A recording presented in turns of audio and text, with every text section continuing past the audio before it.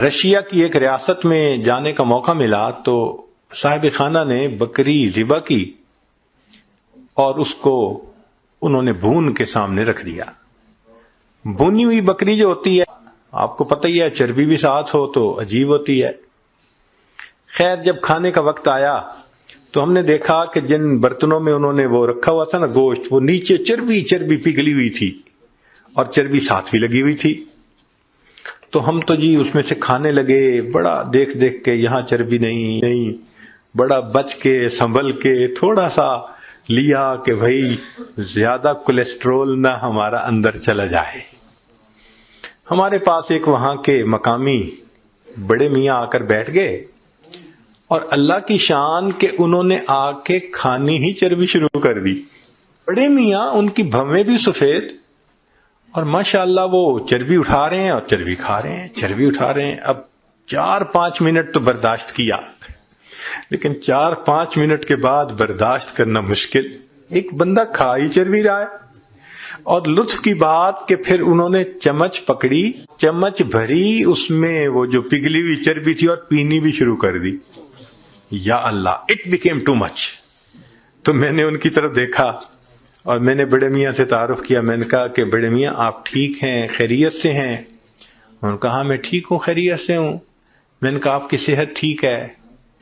کہ میری عمر اس وقت تقریباً 82 سال ہو چکی ہے، میں نے اپنی پوری زندگی میں کوئی میڈیسن کی گولی اپنے منہ میں نہیں ڈالی۔ اس کو کہتے ہیں صحت کی برکت، کہ 82 سال عمر ہو جائے، بندہ 82 سال میں ایک ٹیبلٹ بھی کبھی منہ میں نہ ڈالے۔ کہتے ہیں کبھی میں ڈاکٹر کے پاس گیا ہی نہیں، پوری زندگی نہیں گیا۔ یہ صحت کی برکت کہلاتی ہے۔ ہمارے حضرت مرشد عالم رحمت اللہ علیہ 90 سال کی عمر میں ان کی وفات ہوئی۔ عمر کے دنوں میں حضرت جب خط پڑھتے تھے تو اینک اتار کے پڑھتے تھے، اس لیے کہ قریب کی نظر ٹھیک تھی، دور کے لیے اینک ساتھ لگایا کرتے تھے۔ اور دور تو 40 سال کے بعد ایجنگ ایفیکٹ ہوتا ہی ہے، وہ تو ہر آپٹیشین کہے گا کہ 40 سال کے بعد ایجنگ ایفیکٹ، دور کی نظر تو لگانی پڑتی ہے۔ قریب کی نظر 90 سال میں اتنی تیز کہ خط جو ہے وہ اینک اتار کر پڑھا کرتے تھے۔ سنوائی اتنی تیز تھی سماعت کہ کمرے کے کونے میں کوئی وسپر کرتا تھا تو حضرت سن لیا کرتے تھے۔ اور اللہ کی شان کے سال کی عمر میں تمام دانت حضرت کے بالکل ٹھیک تھے۔ ایک مرتبہ کھانا آیا تو میں نرم سی روٹی نہ ڈھونڈ کے حضرت کے آگے رکھنے لگا۔ پوچھنے لگے کیا ڈھونڈ رہے ہو؟ میں نے کہا حضرت میں کوئی نرم سی روٹی آپ کے لیے ڈھونڈ رہا ہوں۔ فرمایا میرے دانتوں کو کیا ہوا ہے، دو مجھے کوئی کڑک روٹی۔ 90 سال کی عمر میں کڑک روٹی کھائی، اللہ کی شان۔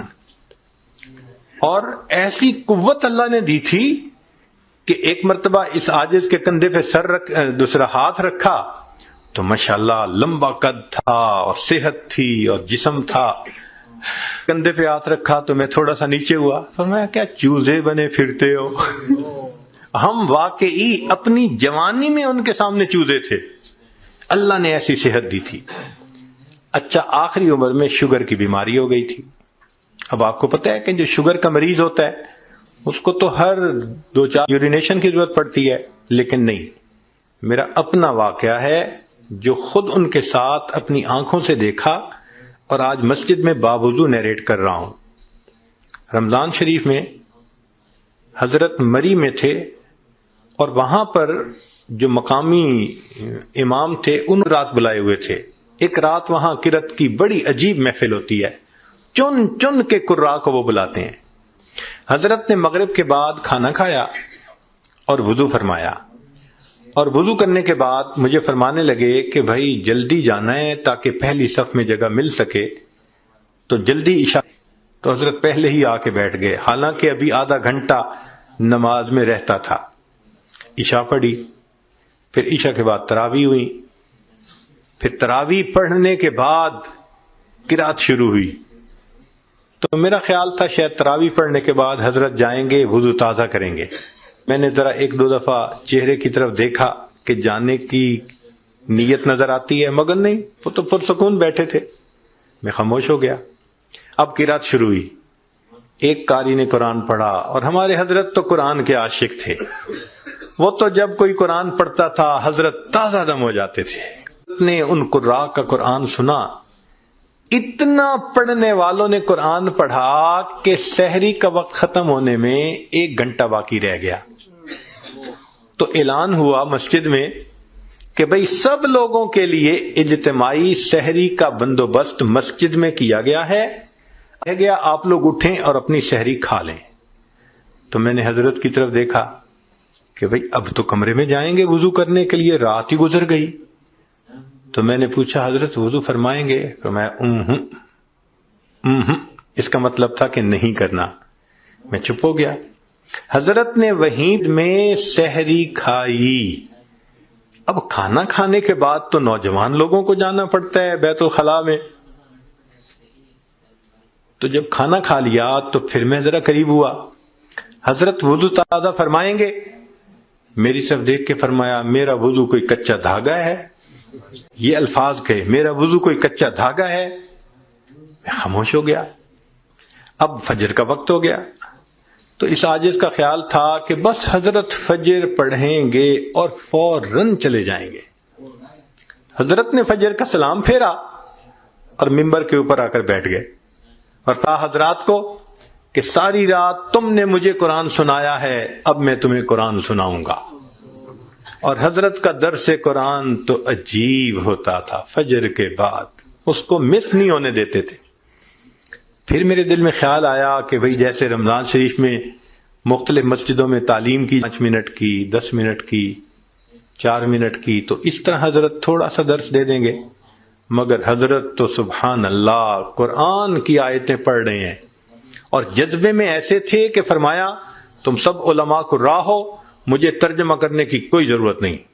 بس ایک آیت پڑھ رہے ہیں اور اس مضمون کی دوسری آیت پڑھ رہے ہیں اور پھر تیسری آیت پڑھ رہے ہیں، پھر چوتھی آیت پڑھ رہے ہیں. آیتیں ہی آیتیں پڑھتے جا رہے تھے. حضرات علماء حیران تھے کیا الہامی مضمون بیان ہو رہا ہے. لو جی حضرت نے اتنا لمبا بیان کیا کہ اشراق کا وقت ہو گیا. پھر سب نے اشراق کی اور حضرت اشراق کے بعد کمرے میں آئے اور آپ نے وضو تازہ کیا. 90 سال کی عمر، شوگر کا مریض، درمیان میں کھانا بھی کھایا اور مغرب کے بعد کے وضو سے حضرت نے اشراق کی نماز پڑھی.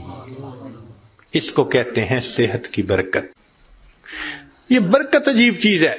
جس چیز میں برکت آ جائے اللہ اس چیز میں بندے کو پرسکون کر دیتے ہیں.